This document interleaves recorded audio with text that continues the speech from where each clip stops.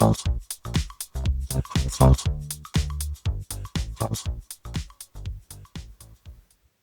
Jen. I'm Coco. And This is Gypsy Talks with Jen and Coco. I think we nailed that. I think we did pretty good.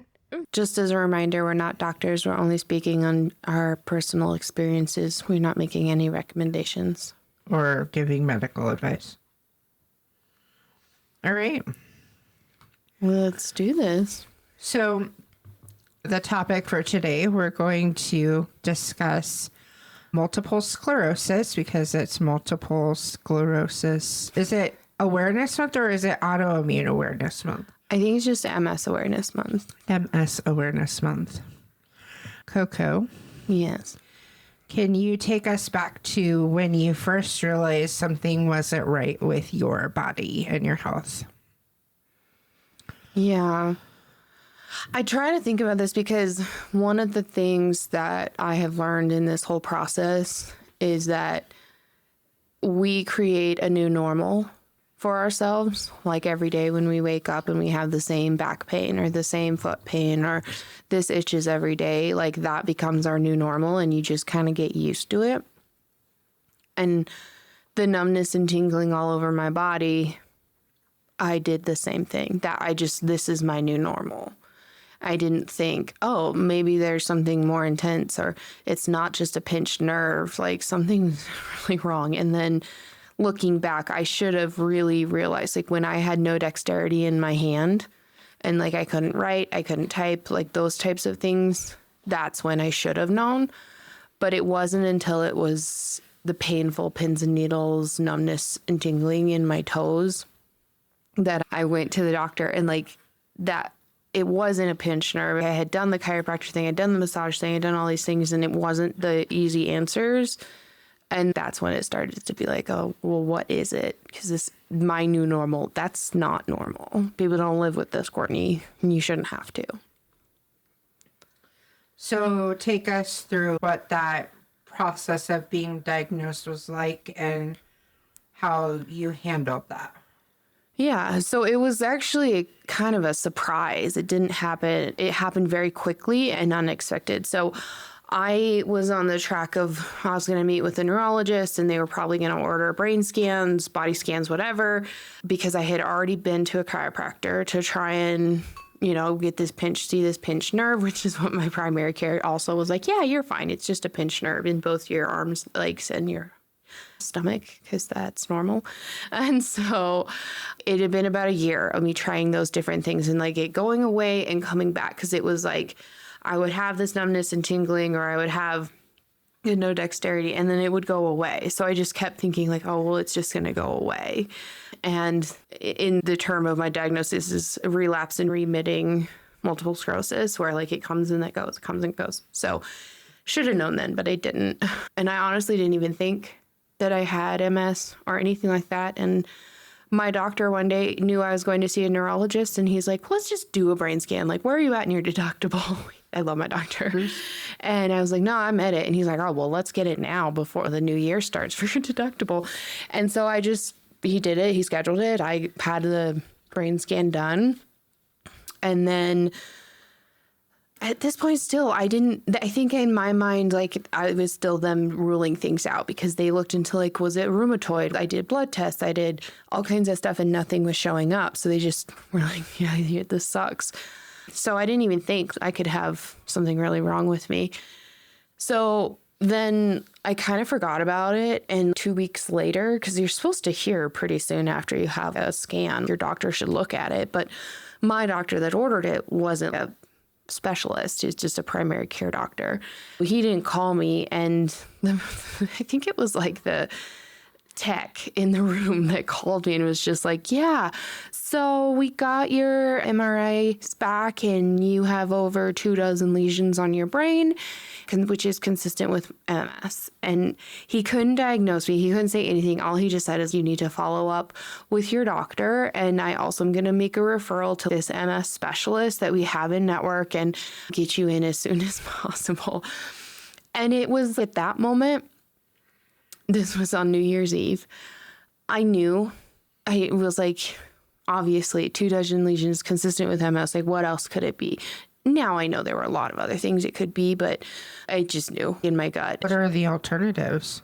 Oh, just like cancer or just different things that affect your brain and cause lesions. Scar tissue PTSD, I think, can do that too. So just a bunch of things. And then I had also had a weird illness years ago called vasculitis. And it doesn't normally cause lesions on the brain, but it can. And so that was another thing we had to rule out from the neurologist, was that it wasn't related to this bacterial blood infection as vasculitis. And they don't know what caused it in me. In terms of how I was feeling, I had a breakdown. I just remember, you remember, it's like, where were you on 9/11? You remember exactly. It's like that, like just that phone call. I'm glad it wasn't a voicemail, I guess.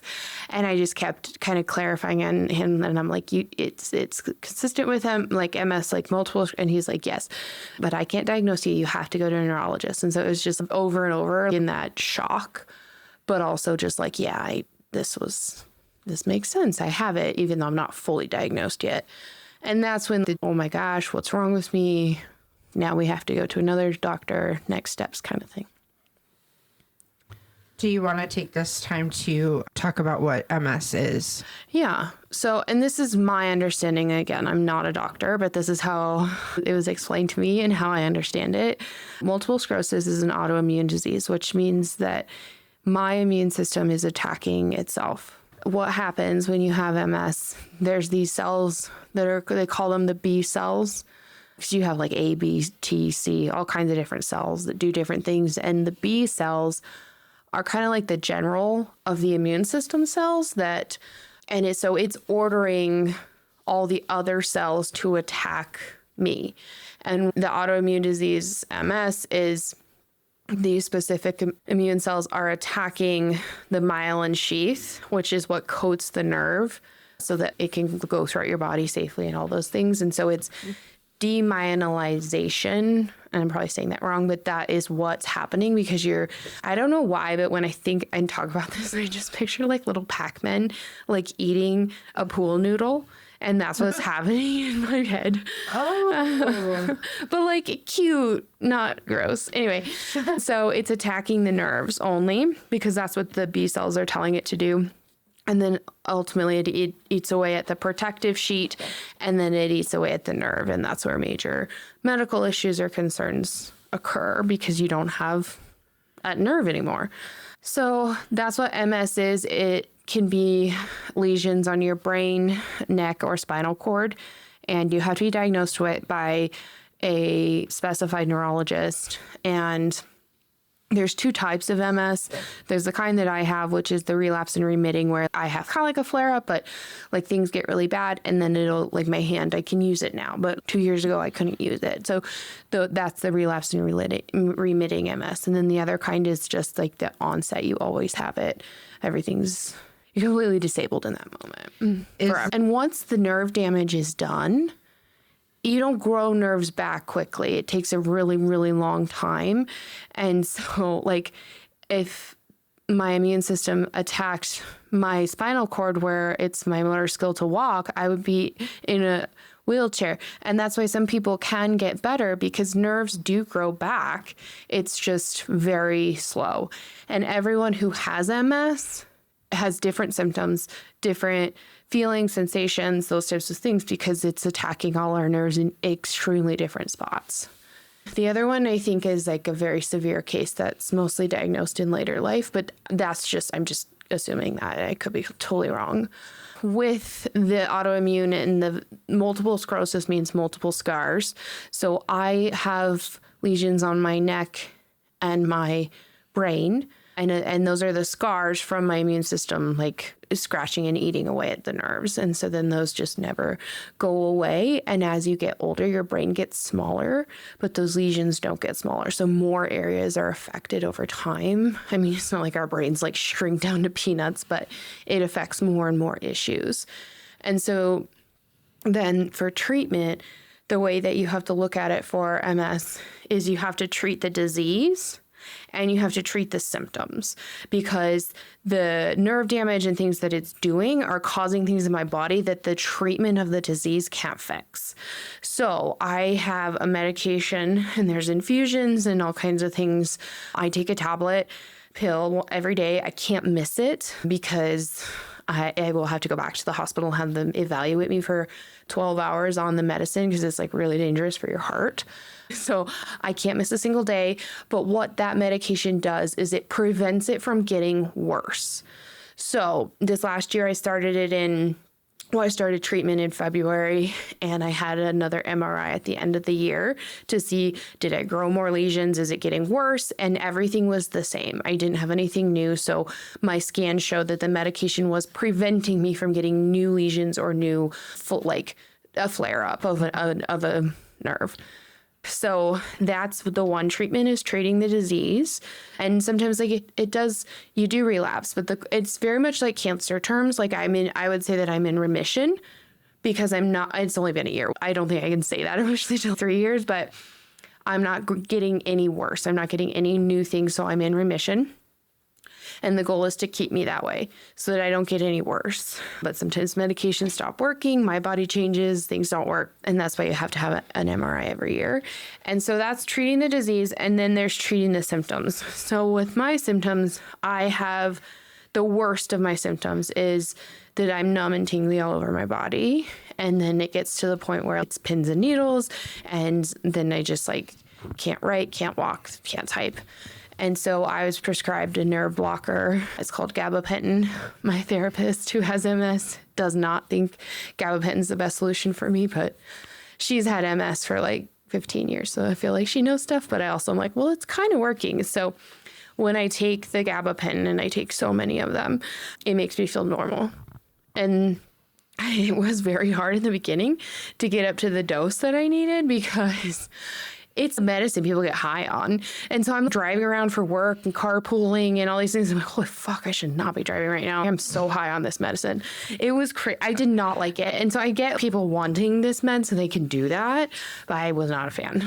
Is it like the high of weed? Yeah. But like, also, instead of it being a downer kind of thing or a calming effect, it's probably more like cocaine. I've never done coke, but it was like, like you feel like the effects of weed, but like maybe you act like cocaine. I don't know. But now my body is used to it. I don't get high. It's just working to treat my symptoms. And that's the main one that I take medication for, to treat the symptoms. So the numbness and the tingling. Yeah. I almost said the numbness. No nums. No numbs. No numbs. You're numbless. I am numbless. Yeah. What was the hardest part emotionally after you were diagnosed?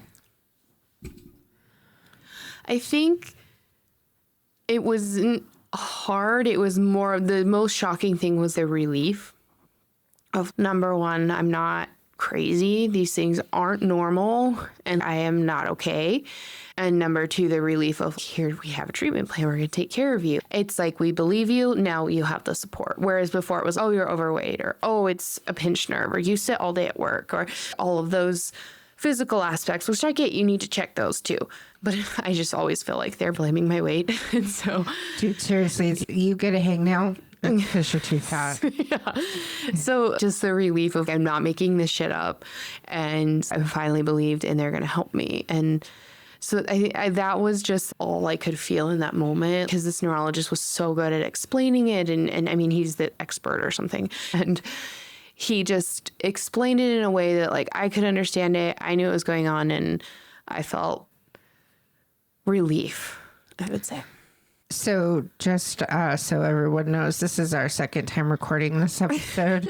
But the thing that you didn't talk about that I think is really important is the advocating for yourself, and how your mom helped in pushing you to be more forceful and getting answers about what was happening. Yes, I totally skipped over that part. So I mean, my mom is a mom. And so I complain and I tell her everything. And moms, I feel like, always take it extra serious. Like, oh my gosh, you need to go to the doctor. Or did you do this? And it's like, no, it's fine. And so for years, I had these complaints. I went home at Easter to take a bath in my grandma's bathtub because it was giant and it helped the numbness not feel tingly, things of that. And so for years, my mom would be like, did you go to the doctor? Did you do this? And I was just like, no, it's fine, because I had in my mind, this is just my new normal. But of course, I'm still going to complain about it because everyone does. And so just kind of justifying it. And then she was the one that had me like follow up and continue to call. And I'm glad she did, because this disease only gets worse. And if diagnosed even later, I could have been even more handicapped. So thanks, Mom. Yay. Did it change how you see your future or how like you planned to do your life? The answer is yes, immediately. It's something I'm still working on and grieving. And so the first thing that came to mind with this, because I was also like a year ago before this, diagnosed with endometriosis. And so knowing the chances of conceiving and those types of things are even more difficult now, on top of being overweight. That was already in process of, you might not be able to have children and you might not be able to do, those types of things that you always thought you were going to do. And then with the MS, I talked to the neurologist and said, we're thinking we want to start a family or try for a family this summer or this year. And what does that mean for us? And he's like, well, you can't take this medication if you're pregnant because it's poison. It's like chemo in your body all the time. And so it was a big discussion with my husband. And there are other options. And the neurologist totally expressed, if you want to have kids, we can give you something milder. We can, try so that you can still try to have kids and a family and a normal life. So I know that was an option. But then in his recommendation with treatment when first diagnosed is hit it hard and hit it fast. So he was like, I want the heaviest medicine. I want it as quickly and as frequently as you can get it. Let's get you in remission so that then we can just maintain. And so that was obviously his recommendation to us. So I talked to my husband and he just said, we're not going to have kids because I don't want you to have to make the choice of choosing someone over you. And you could never live with yourself knowing, yeah, I have a kid, but I'm in a wheelchair or something of that nature. Right. So he's like, I don't want you to make that decision. And so we just decided to put that part of our life on hold, knowing it probably wouldn't happen.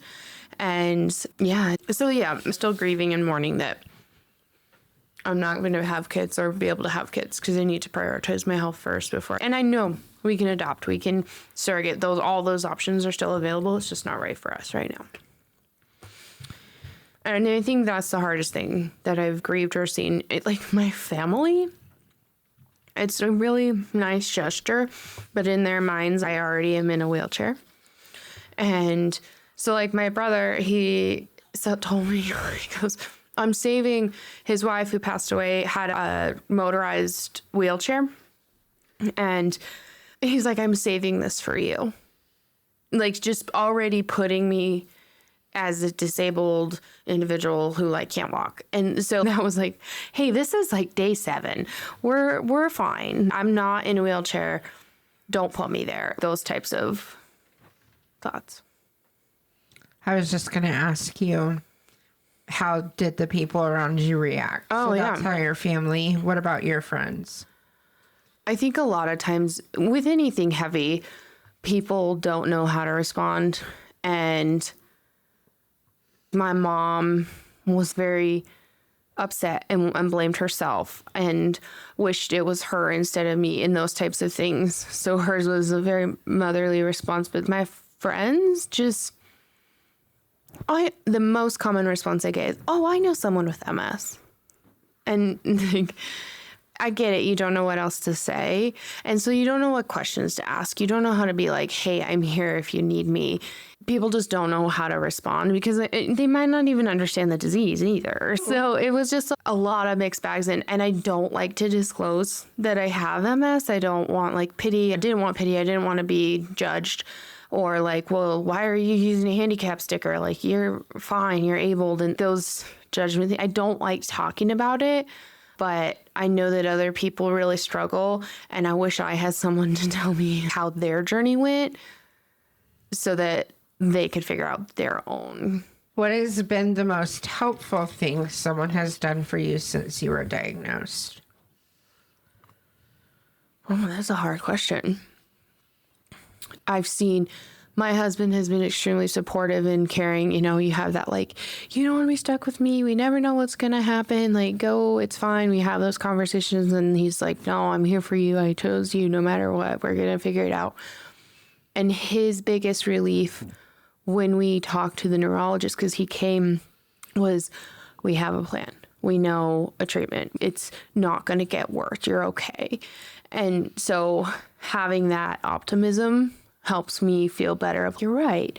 There's people on my side now, and you don't just have to listen to me complain or cry or those types of things. So that was helpful. If there's a plan, we got it. And I'm not type A, so I don't know why that brought me so much relief, but when he would say that, I did feel better. What has having MS taught you about yourself? I don't know. I think I'm in such a deep pit right now that I still am grieving what my life could look like, what my body could do,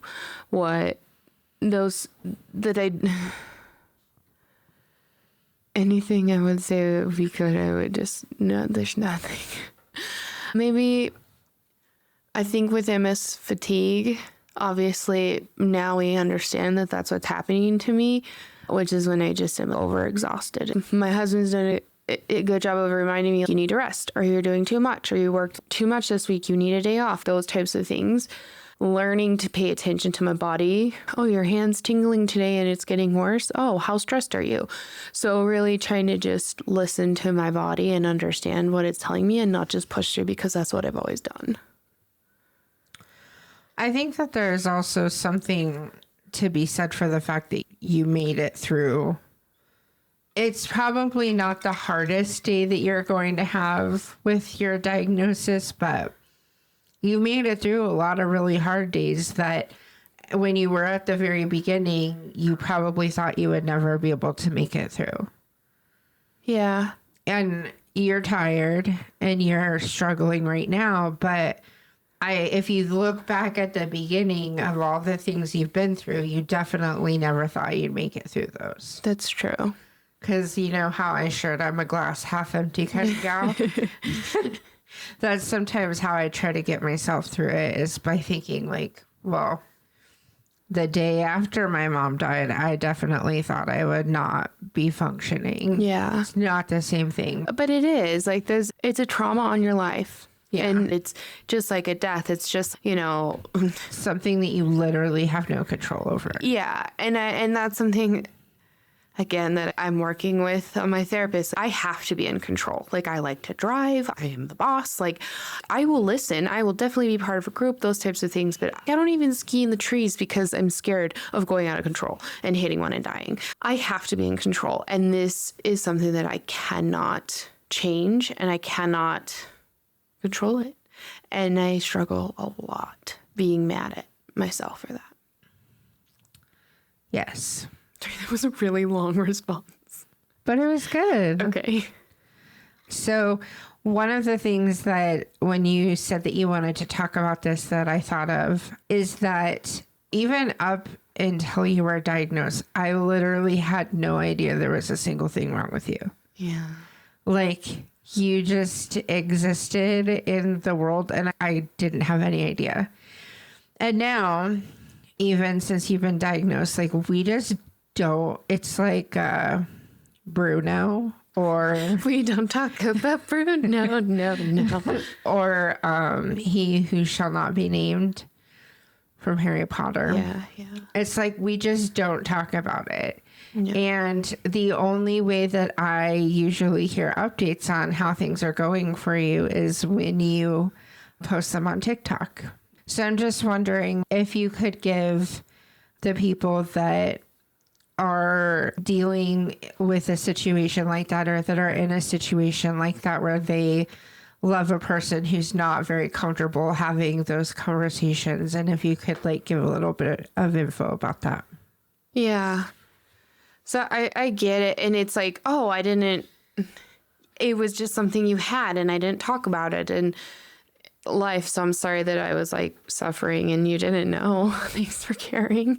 But what's really hard in all of this, and why like I mentioned earlier, I don't talk about it. I don't like to share it because I don't want the pity. But the other piece, the people who know and the people who care about you, it's just, see, I don't want to talk about it now because it's just like the moment we talk about it or the moment I share an update, it's real.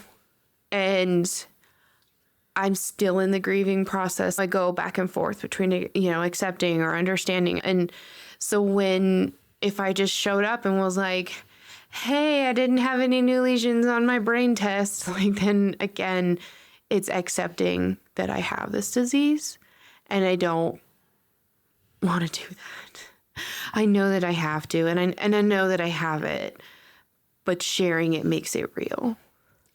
So sharing it to however many millions of people could see your TikTok is easier because they don't know you. Is that? Yeah. And that you don't have to have a back and forth conversation with them. Yeah. And I think it's like when I look at you and I confide in you to say something, I'm looking at myself or I'm looking in the mirror because you're going to have concern. You're going to want to take care of me. You're going to want to do these things and be a part of supporting me. And I don't want to look at that in the mirror because I'm so tired of doing that. That makes sense. Yeah. If someone listening today has just found out that they were diagnosed with MS, what would you want them to know?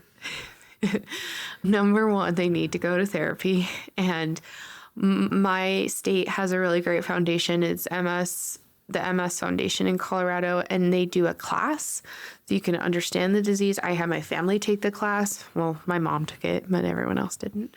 But out of that, I got a therapist who also has MS. So someone who I can sit there and cry and say, why me? This isn't fair, when they have been in that same situation. But also she's a licensed therapist and best thing I ever did. So I wish I could say like, it gets better. I just had a breakdown today about how many pills I have to take a day because I have to add 2 more, those types of things. And I wish I could say that, but I'm not there. And maybe I will. And maybe it's a blessing in disguise. Who knows? MS is a blessing? Yeah, this whole experience. I don't know. It just talk to someone about it who understands what it is versus I'm so sorry, or the biggest response I get is, I know someone with MS. Cool. Well, everything is completely different. Everything you know about them is not me. I don't even know what I said. I think it's because you texted it to me. I probably, because I didn't want to talk about it. Yeah. No, and there's nothing wrong with saying that. It doesn't hurt my feelings, but it's just kind of, that's that uncomfortable. I don't know what to say, so I'm just going to say... I know someone and they're fine. Because when I got diagnosed with Crohn's, that my friend was like, I know someone with Crohn's. He just poops a lot. Cool. That's not the response that I needed. And then for Christmas, they bought me the Charmin Mega, not the Mega, was the like Gigantor 2-year supply of toilet paper. And so funny, so good. But like not the time I'm not there. So... You're still not there. No, still not there. We don't talk about that one either. No, because it's not under control yet. I need the control. I can tell when it's not in control when you text me at 3:00 in the morning. I'm sorry. It's okay. I have do not disturb for a reason. So it doesn't wake you? No. Because I'm the infamous like text you multiple times person over and over. Yeah, because you give no fucks. No. Well, you're up in like 20 minutes, so like don't worry about it. No, dude, I've changed. I'm a changed lady. What, you get up at 6 now? 6:30 or 7. Oh, 6:30. so you're not going in at like 8 a.m. or I get there at like 6 a.m.? 8:15. Look at you. I'm so proud. Yeah, and I leave at 4:30. I love it. Yeah. So I have a question about after you were diagnosed and you said that you guys had a treatment plan. What did that look like? And what did it entail you doing? Yeah, it's a good question.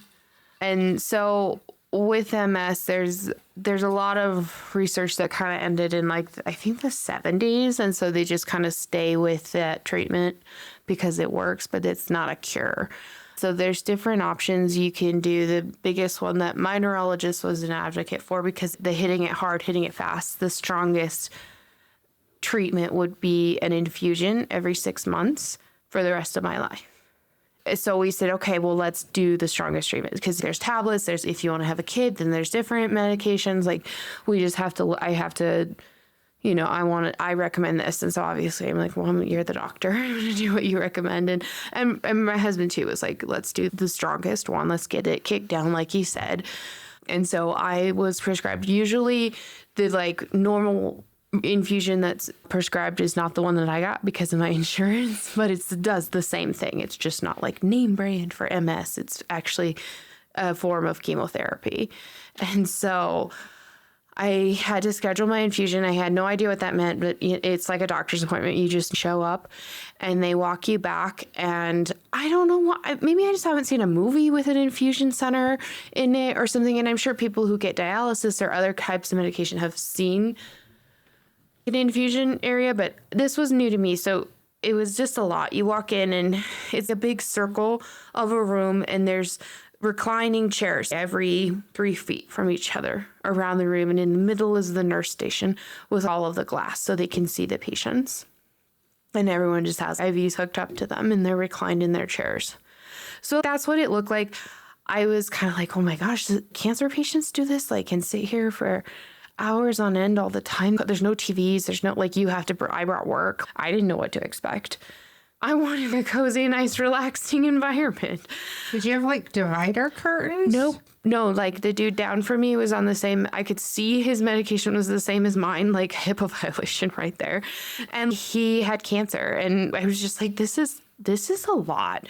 And foreshadowing, I had a lot of problems. So I had to sit right next to the nurse station door so they could run out to check on me both days. So that's what it looks like. They'd walk you to like a medical office chair. And instead of doing the infusion in your elbow where you're used to getting your blood drawn and all those things, they actually do it on your forearm. So I had never experienced that because I'm like, there's no veins there. This is going to be interesting. And they put a heating pad. And I think that's normal at other places, but putting a heating pad brings the veins forward. And lady was an expert. She just in and out had it done. And she said they do it on the forearm because you have more mobility. You can go to the bathroom easier. You can walk around. You can put a sweater on versus it being at a weird angle, which is like genius. But you have to be amazing at poking people. In the beginning, you have to do Benadryl, like a drip of Benadryl for 30 minutes in case you have a reaction. And so I just got really tired. I fell asleep, like take a little nap. And so then once that's done, then they can start the medication and they go really, really slow. And every hour they can increase it based on how you're reacting to the medication. And in the first 30 minutes, I had a reaction. And so they have to just completely stop the medication. And then they reflush you with Benadryl for another 30 minutes. So my first reaction, I just started to get really itchy, just kind of like hives or something, but nothing was there. So like they're so fast, they just stop it because that's not normal. Then took another nice little nap. And she came back and again started really slow with the medication. And then I think it was about an hour after that, I had another reaction where, so my husband's allergic to fish and he says all the time, what happens is he has bones in his throat. That's what it feels like. And I'm like, that's the weirdest, like, that's not a thing. But it felt like I had bones in my throat. Like it was like so dry and cracky. And now I realized, I was going in anaphylaxis. My throat was closing up.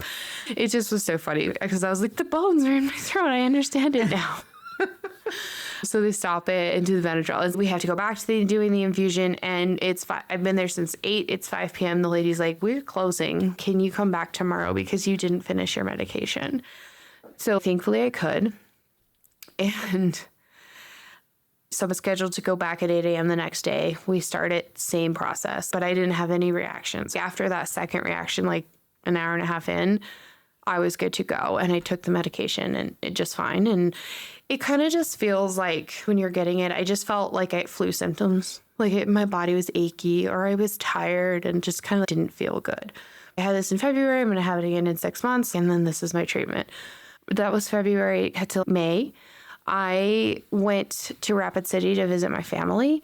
And I was realizing that I was on week 3 of having liquid bowel movements consistently.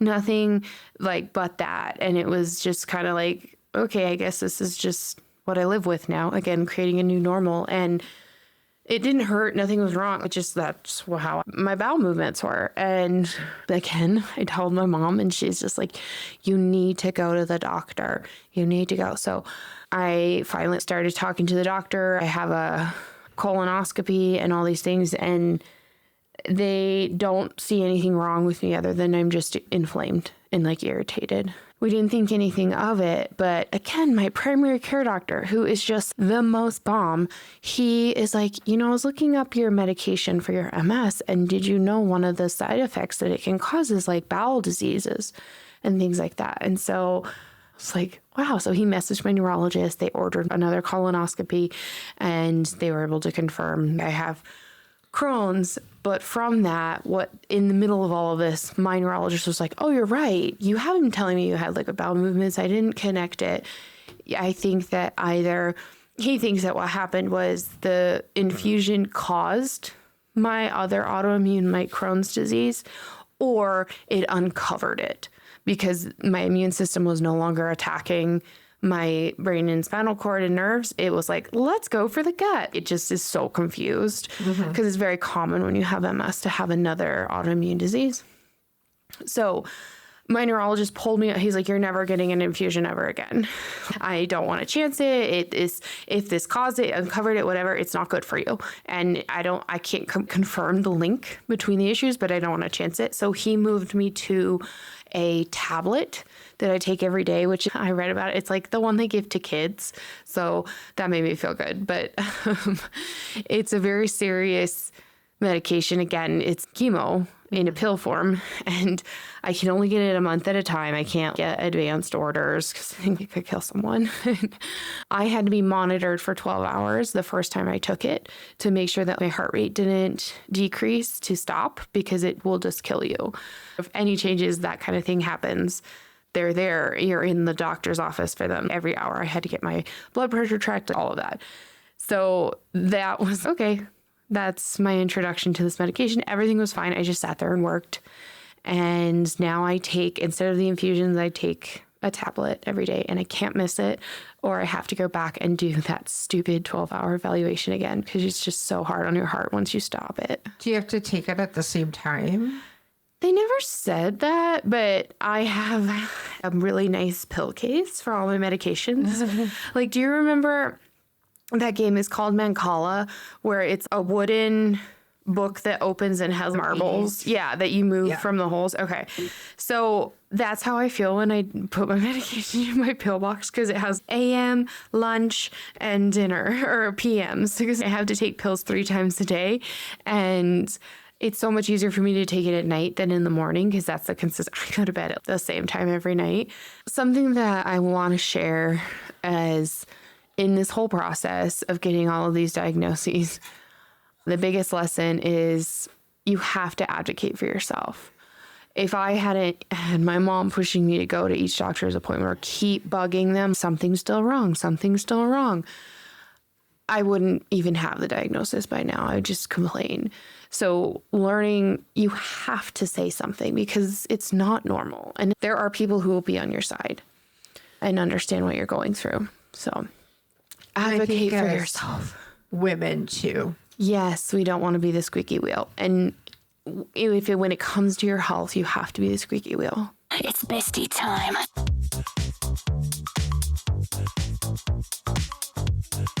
Okay, here is the first question. Were Ross and Rachel on a break?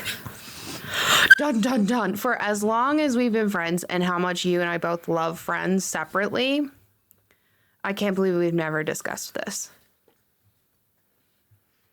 And you're thinking really hard about it. I go back and forth. Okay, same. At the moment, like in the moment that it happened, I guess I just go back and forth. I think Rachel overreacted.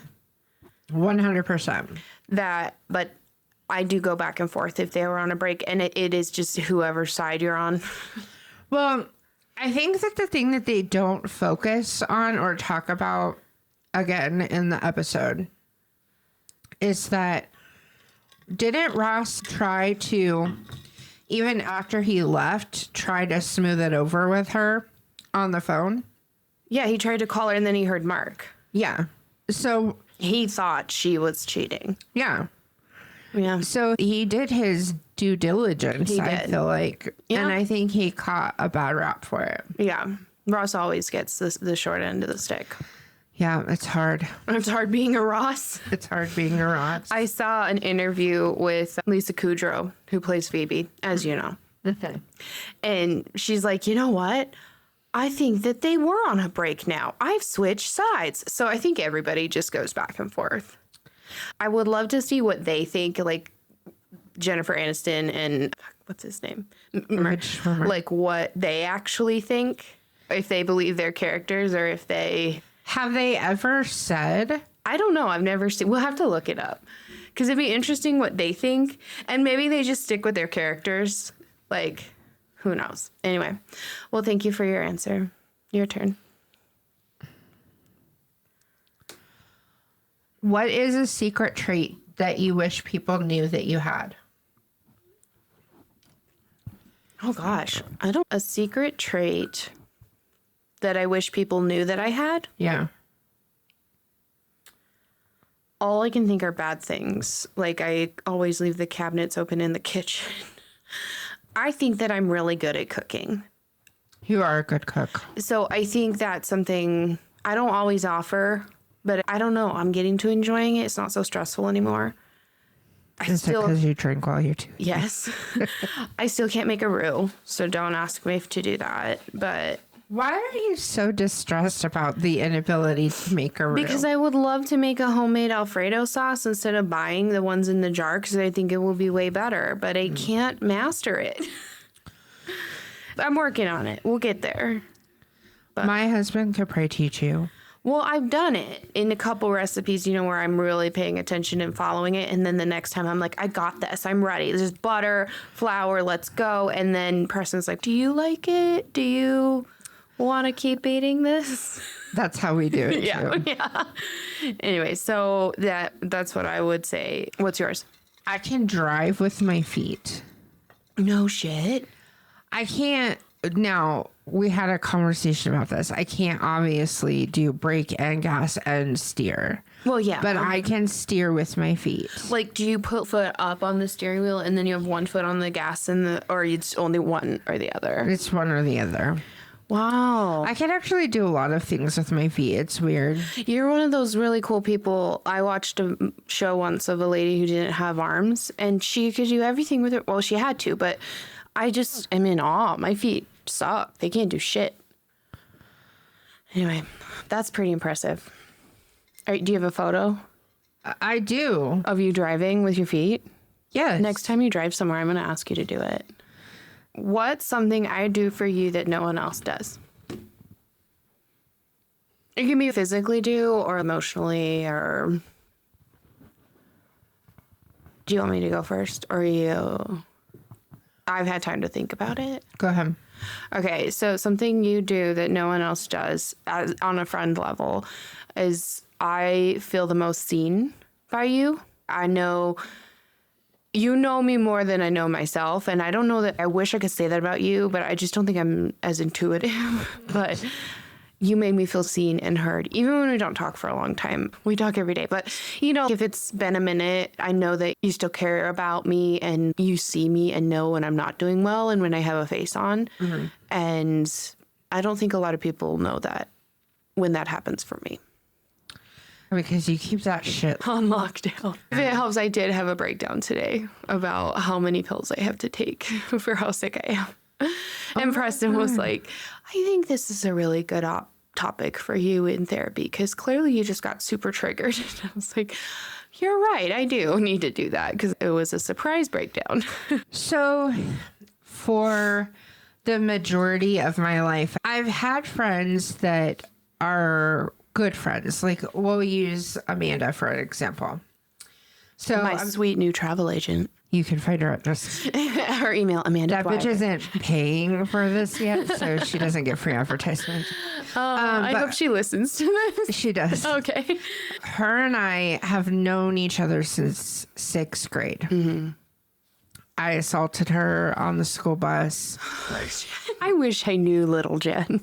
But we broke up for a while and we started talking, and it's just like I think I'm just blessed in being intuitive because I also know when she's not okay. Yeah. And it's your Jen tingle. It is my Jen tingle, but it's very surface level. And then I've had these other friends who, like, it's almost like they live to see me fail. Mm. When my life was the most chaotic, they were thriving in our friendship because they're like, she's a mess. I have all of these things. Makes them feel better about themselves. Yeah. Yeah. And when my life became good, we stopped talking. They disappear. Then I've also had friends who take everything. They need all of the energy. They need all of the things. They need all of whatever I can give them. But what's not happening in return of that is that they're not like, hey, how are you doing? Yeah. And I think that that's what you do, is that you give me that attention. You're the me in our friendship with other people, even though it makes me really uncomfortable because I feel like sometimes we're not balanced because you just are a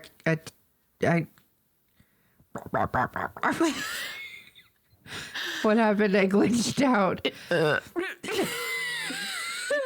I don't know. All I could think was like a foam pillow. You're like a foam pillow.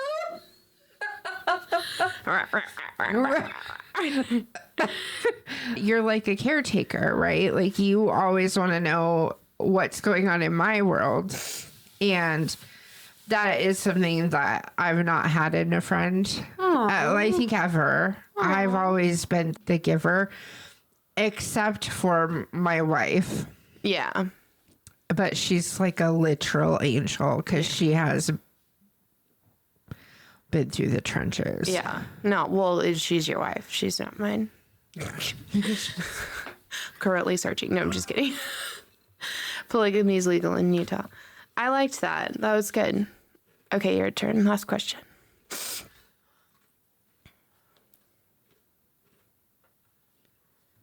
What would be the coolest animal to scale up to the size of a horse? Oh. I think a dog would be pretty cool. They have those. They're called Great Danes. I mean, they're as big as like ponies. They're not, I guess, not a horse. A penguin? Oh my God, that would be so scary. I was thinking of a koala. Like, can you imagine the floof? Do you think it's like a wiry floof or like a super soft, like blanket cozy floof? I mean, people who have held koalas know, but I've never, and I don't have any plans to go to Australia because the ozone layer is depleted and I'll die. But I think a koala because of the floof. What other floofy animals are there that are little? Are sloths. Have you seen their freaking claws, dude? You want that as big as up to horse size? That shit, them 3 claws are like, their claws are the size of our fingers. Those would be a long claws. Yeah, I don't want that. But you can have that. That's cool for you. I'm going to chill with my little fuzzy koala, which they have claws too, but not like sloths. Do you need me to pull this up for you? No, I've seen it. Okay. I'm trying to think of an alternate animal since you just degraded I my... shit on both your answers. You did. You're like, fuck that answer. Fuck that answer. I'm sorry, but I'm not sorry. I would not pick a reptile. Just gonna put that out there. No. That doesn't sound fun for anyone. It could be like a little mini dragon though. So that I guess is cool. No, because then it'd be a big dragon. Oh yeah. Well, no, but it wouldn't get bigger than a horse.